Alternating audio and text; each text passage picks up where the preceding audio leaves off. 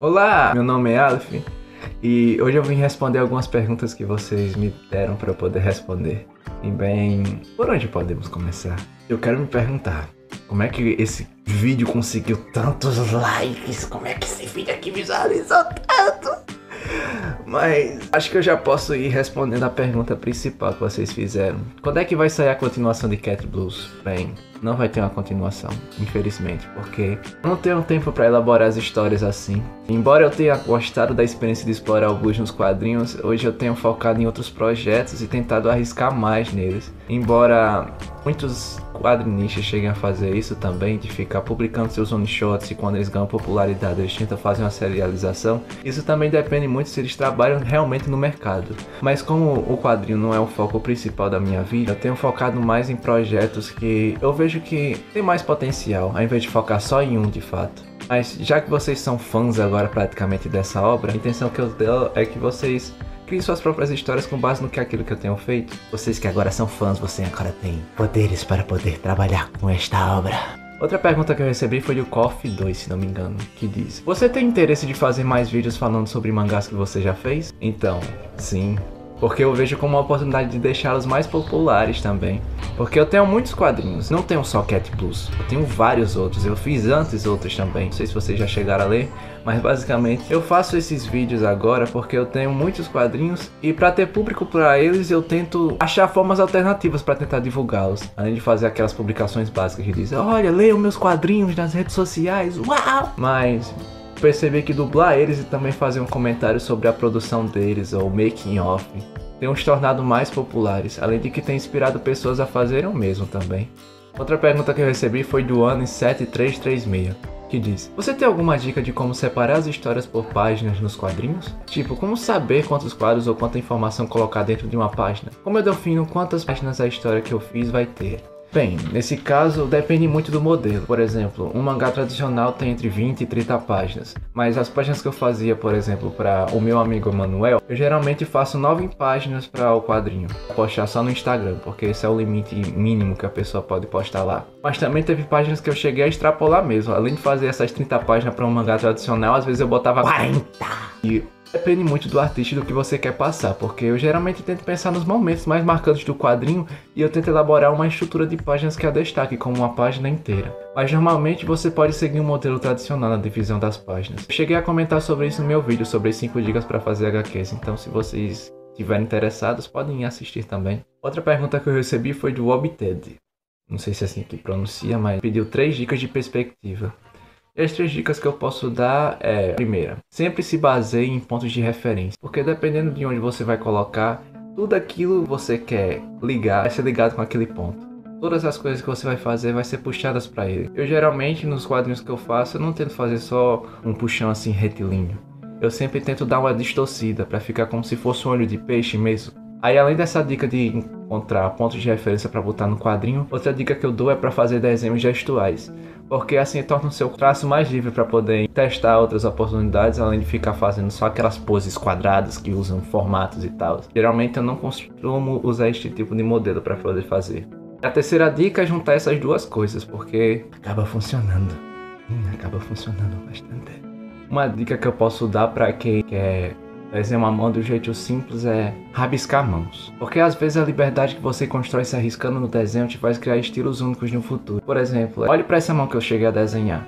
Eu só fiz rabiscar ela e eu praticamente a fiz e ficou parecendo uma aranha. Com várias tentativas que eu fiz, rabiscando mesmo, eu disse: gostei desse resultado, então vou aplicar. Então eu apliquei e agora eu vejo que parece uma aranha. Outra pergunta que eu recebi foi do Daniel Oliveira, que disse: já publicou alguma HQ ou pretende? Bem, eu estou no processo de publicar uma. Eu tenho entrado em contato por algumas editoras e até agora estou esperando a resposta de uma para iniciar a publicação. Eu sonho em ver minhas obras físicas algum dia. Agora entrando para as perguntas pessoais. O Scusin, eu não sei como é que pronuncia também. Caramba, esses arrobas são muito estranhos. Mas a primeira pergunta que ele fez foi: Cristiano Ronaldo ou Messi? Se for basear pela Copa, eu acho que o Messi. 2. Você prefere coxinha ou pastel? Eu prefiro pastel. Principalmente o pastel de forno. O que você acha dos mangás eróticos? Eu não vejo e eu prefiro não comentar. 4. Eu achei meio confusa a pergunta dele, mas ele disse assim, ó: se você pudesse fazer um vídeo sobre um estranho em quadrinhos que você já pensou em fazer, mas você nunca teve vontade de fazer o suficiente. E se você tivesse a ideia de botar em um vídeo que você faz, essa ideia de HQ, qual seria a história em específico? E cara, eu cheguei até algumas ideias que eu tive e cheguei até a elaborar os storyboards, mas quando eu revisitei aquelas ideias, eu percebi que elas eram paias, no nível que deviam ser até descartadas mesmo. Mas uma ideia que eu tenho pensado é de refazer um quadrinho que eu fiz com 12 anos. Eu acho até interessante para elaborar e trazer aqui para vocês depois. E outra pergunta que eu recebi foi do Gomei, que ele pergunta: se você pudesse escolher entre um samurai, um pirata ou um cowboy, qual você seria e por quê? Da minha trajetória eu acho que eu preferia um pirata. Sobre essas três personalidades eu me lembrei do one shot do Oda, que se não me engano no One ele tem esses três personagens, que é um samurai, um pirata e um cowboy. Mas eu prefiro mais um pirata por eu ter lido mais One Piece. E as palavras que eu também mais lembro desse mangá é que Barba Negra chega a gritar antes da tripulação do Chapéu de Palha entrar em Skypiea, que ele grita assim: o sonho de um homem nunca tem fim. Isso pra mim ficou marcado na minha memória. E o Adesan perguntou de novo: você leria minhas comics? Depende do que se trata. Green Rapper, eu não sei se é assim que fala, mas ele perguntou: quais são as suas maiores inspirações como quadrinista? Um dos quadrinhos que acabou me inspirando para poder querer fazer quadrinhos foi o Brian O'Malley, que é o criador de Scott Pilgrim e Repeteco. Ele me influenciou muito na composição dos quadros. Cada página que eu vi eu ficava encantado, porque além do traço, a composição que ele fazia botando as retículas e a simplicidade que eu via naquilo me inspirou bastante para poder construir meus mangás também. Outra pessoa que acabou me inspirando foi o Eiichiro Oda de One Piece.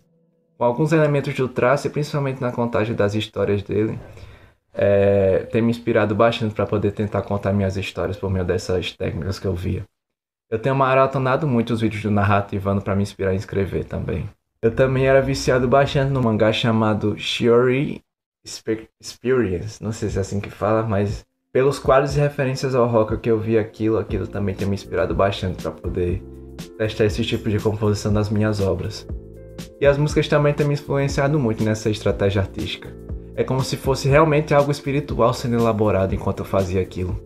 E complementando com essa pergunta de inspiração, qual é o seu quadrinista favorito? Brasileiro, eu só lembro da Hackly, o retorno de Kurt e Son Matos. Eu cheguei a maratonar bastante os quadrinhos dela e são muito bons mesmo. Ficaram marcados e realmente é bom. E outra inspiração também que eu posso ter é com a Sofia com o Circo de Lata, que também o traço dela é muito bom. E é muito bom também de acompanhar os quadrinhos dela. Antônio Padilha perguntou: não sei se pode mandar mais de uma pergunta, mas tá aí. Como foi sua carreira até chegar aqui? Complementando com essa pergunta, General Comiches também perguntou: onde você tirou força de vontade para fazer quadrinhos? Quero dizer, tem tanta gente que tenta aprender a desenhar para justamente fazer isso, mas desiste porque, dentre outros motivos, não sente que tá melhorando, se sente cego, não sabe bem o que fazer e para onde ir. Caramba, essas perguntas lembram bastante que eu cheguei a passar. Mas bem, sobre o meu desenvolvimento como artista, isso foi bem conturbado, porque desde 2015, com 10 anos, eu já sonhava em ser alguma coisa trabalhando com desenho. Eu tinha vontade de criar um canal no YouTube e os desenhos sempre fizeram parte dessa caminhada.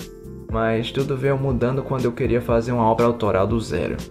Eu pensava em fazer algo como uma animação, mas eu sabia que dava muito trabalho fazer isso. Então eu tentei optar pelo quadrinho e foi aí que eu entrei no bloqueio total por um ano. Parece até que eu entrei literalmente no buraco. Isso também coincidiu com a pandemia. E embora eu tenha feito alguns rascunhos de projetos nesse período, e até mesmo antes por diversão, a pressão que eu me colocava para produzir uma obra perfeita e o perfeccionismo que eu criava me manteve preso nessa situação por um longo período. Eu nunca me via suficiente para começar. Então as perguntas que eu posso responder relacionadas a procrastinar ou evitar problemas relacionados a isso é ficar praticando e se inspirando. Eu até recomendo vocês verem a minha conta de rascunho no Instagram, porque lá para 2020 eu costumava rabiscar bastante. Como se cada rascunho que eu fizesse fosse uma forma de escalar para fora do buraco que eu me encontrava. Além disso, as músicas me revelaram combustível para produzir as obras que eu tanto almejava. Com base nos quadrinhos que eu lia, como Scott Pilgrim e Shiori Experience, que eu já cheguei a comentar antes, as inspirações nacionais que me motivaram a entrar nesse ciclo, tudo isso contribuiu para que eu conseguisse começar a fazer as primeiras páginas do meu primeiro quadrinho sério. Foi até mesmo no meu descanso, depois de toda essa jornada, que eu percebi que eu estava pronto e fazendo a minha primeira obra, deitado numa rede desenhando. Infelizmente eu escolhi um método mais difícil de começar um trabalho desses. Foi pensando logo numa obra serializada. Talvez tenha até sido isso um dos motivos de eu ter demorado tanto também. Mas depois de Dakozu, onde eu pretendo voltar, eu fiz Cat Blues. Depois eu tentei fazer uns curtas com meu OC. e não acabou indo tanto pra frente. Depois eu fiz de shows, ainda pretendo lançar fisicamente também. E hoje em dia estou terminando Meu Amigo Emanuel. E outra coisa que também influenciou no meio dessa carreira foi que minha vida também foi bem corrida. Porque eu também tive momentos de socializar na pandemia por meio das redes sociais. Saber administrar meus projetos com as aulas do IFRN. Agora com a licenciatura de matemática eu tenho que arranjar tempo tanto para fazer quadrinhos, esses vídeos também, e muita saúde para lidar com tudo isso.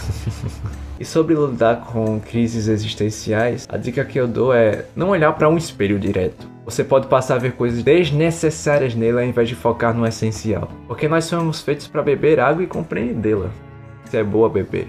Mas gastar tempo entendendo todas as suas circunstâncias, a nossa tendência diária seria surtar no meio disso. Porque a verdade é esta, nós nunca conseguiremos entender uma pessoa por completo, mas podemos ter a oportunidade de conhecê-las e vivê-la com ela.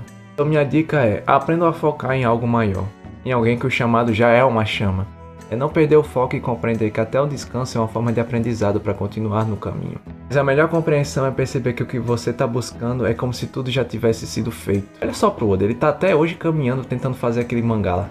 E eu acho que ali é o maior exemplo de fé que eu posso encontrar, porque mesmo ele ainda tá fazendo, eu acho que ele acredita que já tem feito.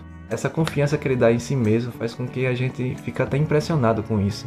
E como Rodolfo disse numa música dele, é como uma luz que não pode se apagar. Ed Vinícius perguntou: já pensou em pôr outros personagens bíblicos nas HQs? Bem, pra quem não sabe, eu sou cristão e eu tenho feito quadrinhos cristãos ultimamente. Sobre isso, além de eu ter feito um quadrinho onde praticamente ter Jesus como mentor, com a ajuda de uma amiga em um quadrinho, eu consegui criar um personagem que também tem referência a Paulo, que vai representar a transição que ele tem de conversão.